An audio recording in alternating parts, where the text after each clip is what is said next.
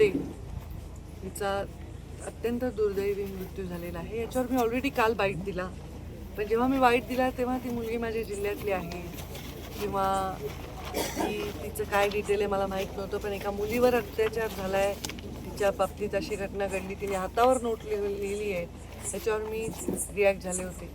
आता या संपूर्ण विषयाची मी माहिती घेतली आहे. इथे त्यांचे चुलत भाऊ होते, तेही डॉक्टर आहे, मला त्यांनी डिटेल माहिती दिलेली आहे. आणि माझ्या हातात काही जुन्या तिच्या कंप्लेंट्स आहेत. ती एक डॉक्टर मुलगी होती, शेती करून मजुरी करून खाणारी. तिच्या आई वडिलांची काही परिस्थिती नाही मुलीला डॉक्टर करायची, पण ती हुशार होती, ती डॉक्टर झाली.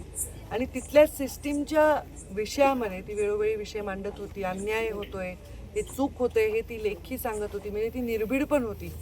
तर अशा मुलीवर ही वेळ का आली असावी आणि त्यामध्ये कोण जबाबदार आहे, तिच्यावर ही वेळ आणण्यामध्ये किंवा आणखी काय घडलंय याची चौकशी डिटेल झाली पाहिजे, फास्ट झाली पाहिजे, हा आग्रह माझा असेल. मी स्वतः मुख्यमंत्र्यांना मंगळवारी भेटणार आहे आणि मी त्यांना या विषयामध्ये वरिष्ठ अधिकाऱ्यांकडून यांची चौकशी लावावी.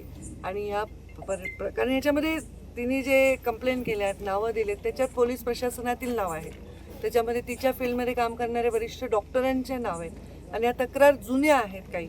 तर या सगळ्याचा विचार करताना एक क्लास 1 डॉक्टर ऑफिसर आत्महत्या करते, हातावर तिच्या नोट सापडते आणि ती दुसऱ्या अधिकाऱ्यांच्या, प्रशासकीय अधिकाऱ्यांचं नाव घेत आहे, हा गंभीर विषय आहे.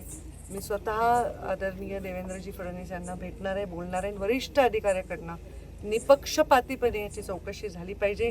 कोणालाही पाठीशी घालतंय असं जराही परिवाराला आणि लोकांना वाटलं नाही पाहिजे, असा आग्रह मी धरणार आहे.